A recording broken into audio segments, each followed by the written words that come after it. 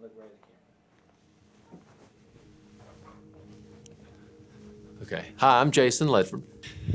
It was a time of conviction, and I knew there was obedience to follow, and this was during the recession, peak time during the recession. I guess that was like 2008 or 9. I don't remember the year exactly, but I had just bought a new home a couple of years before on Lake Chatuge. It was kind of the dream home that we liked. We had a farm in Young Harris, and I had a friend of mine come visit me, and I was so proud for him it was a college buddy, for him to come and see our new home.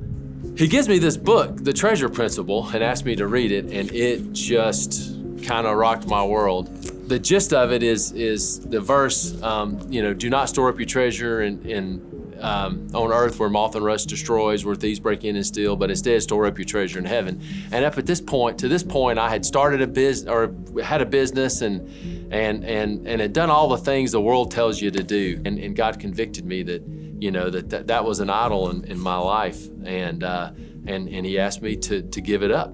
And to be honest with you, not only did He ask me to give it up, but he graciously showed me that there's a much better way. So what can't you keep? You're not taking anything with you. And what can't you lose? Anything you send on ahead, anything you give to God. The mindset was, where are you going to be 30 years from now? And that's what I was thinking.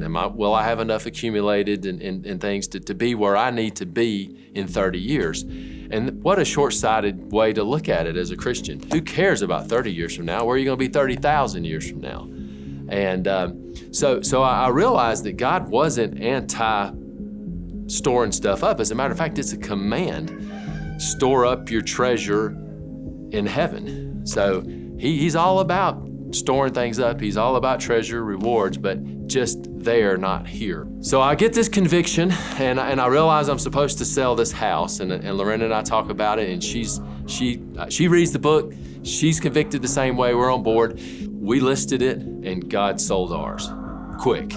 I mean, like, miraculously. So, and then I get this other book called Radical. I get to this chapter, no plan B, and it just floors me. So then you realize Jesus is it. And the reality is the Great Commission, that's the whole thing. It's go and tell for all of us. Not just somebody with the gift of evangelism, whatever, it's all us. We share our testimony and we tell them about Jesus. That's His plan. There is no plan B. So for my family, for us, our yes was to sell the house, to realize that all that God gave us was His. Not just, we don't just give 10%, it's all His. To lay it on the table and ask, well, what do you want us to do with what's yours, what you've given us?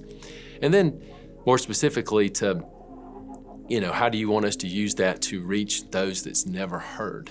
And the reality is today, you don't have to pack up a Foot Locker and go to somewhere and never come back. I mean, there's tons of ways to do that while living and working right here. So I guess that's it. Yeah, that's awesome.